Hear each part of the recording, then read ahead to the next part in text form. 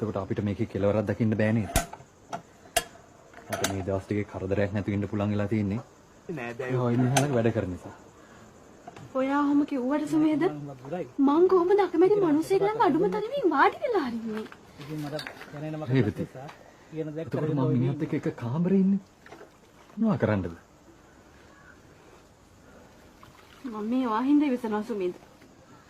නැත්නම් මම මොහොතක්වත් කැමති නෑ මේ මිනිස්සයා ළඟ වැඩ කරන්න.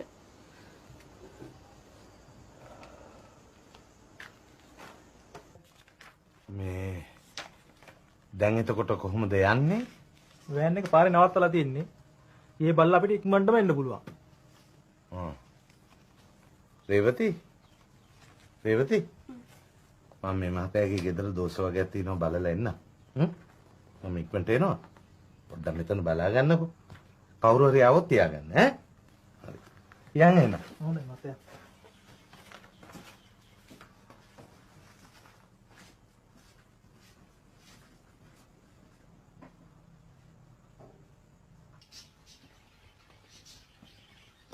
මේකයි. කුස්සිය පිහිටලා තියෙන්නේ පෙරේත පාදෙන්නේ. ඒක නිසා කුස්සිය සම්පූර්ණයෙන්ම අපිට ගලවලා හක් කරන්න වෙනවා. දැන් මේ මුදුන්ලිය ගිහිල්ලා උළුවස්සට පරස් වෙනවා අර ඊයසේ කුරුපා ඈ වහලෙත් ගලවන්න වෙනවා සම්පූර්ණයෙන්ම. මං හිතේ පොඩි පොඩි දෝෂ ටිකක් තියෙයි කියලා. ඔච්චර ලොකු වෙනම කෑ කියලා හිතේ නෑ. මේකයිනේ. දැන් ගේ හදලානේ කියන්නේ. මුන්ට ප්ලෑන වෙන්නවා නම් කලින් දොස් ටික කියන්න තිබ්බා.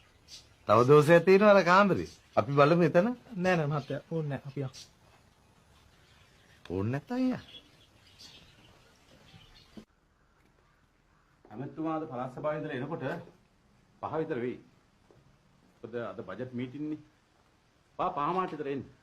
මම ඔයාගේ වැඩේ කියලා තියන්නේ. අර එනකොට පාරේ වැඩේත් බලාගෙන ඉන්නේ. සුවයකට මම 5 මාට විතර එන්න. රයිට්. ඒක මචං කෝල් එකක්. හැබැයි හෙටත් කොහෙද යන්න තියෙනවා කියලා කිව්වා. ඕක හදිසි වැඩක් හින්දා වෙන කොහෙන් හරි බලාගත්තොත් නේද හොඳ?